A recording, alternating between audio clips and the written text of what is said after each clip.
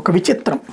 ఇది మాజీ MLA Kethireddy house arrest అన్నటువంటిది.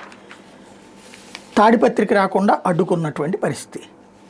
ఇక్కడ అసలు విశేషం ఏంటంటే, మనం ప్రజాస్వామ్యంలో ఉన్నామా, లేకపోతే ఆటవిక రాజ్యంలో ఉన్నామా, లేదంటే కనుక సిరియా యెమెన్ లాగా ఏదో ఒక పాలకుడి చేతిలోనో ఎవడో ఒక రౌడీ చేతిలోనో ఉంటున్నామా అన్నది అర్థం కావట్లేదు.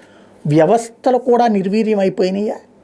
కేతిరెడ్డి మాజీ ఎమ్మెల్యే, ఆయన ఇంటికి ఎందుకు రాకూడదు? అక్కడ ఏమన్నా తీవ్రవాద దాడులు జరుగుతున్నాయా, లేకపోతే కనుక నక్సలైట్ల దాడులు జరుగుతున్నాయా, లేదంటే ఆ ఊళ్ళో ఏమన్నా వరదలు వచ్చినాయా? ఏ కారణంగా కేతిరెడ్డి తన ఇంటికి రాకూడదు? తాడిపత్రి రావద్దని పదే పదే పోలీసులు వెళ్ళి నోటీసులు ఇవ్వడం ఏంటి, అక్కడే ఉంచడం ఏంటి, ఆయన వస్తానన్నప్పుడల్లా అడ్డుకోవడం ఏంటి? అసలు ఎందుకు చెయ్యాలి ఇది? ఇది ప్రజాస్వామ్యమా? ఏ నాయకుడు తన ఇంటికి వెళ్ళకూడదు అనేటటువంటి అధికారం ఎవరిచ్చారు?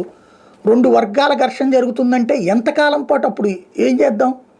వర్గాల ఘర్షణ నియంత్రించడానికి వ్యవస్థలు ఉన్నాయా, లేకపోతే వర్గాల మధ్యన ఘర్షణలు సృష్టించడానికి వ్యవస్థలు ఉన్నాయా?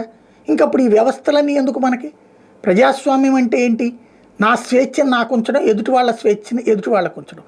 ఒకళ్ళ స్వేచ్ఛని హరిస్తున్నటువంటి వాళ్ళని నియంత్రించాల్సింది పోయి ఏకంగా వ్యవస్థలే స్వేచ్ఛని హరిస్తుంటే ప్రజాస్వామ్యం ఎక్కడున్నట్టు?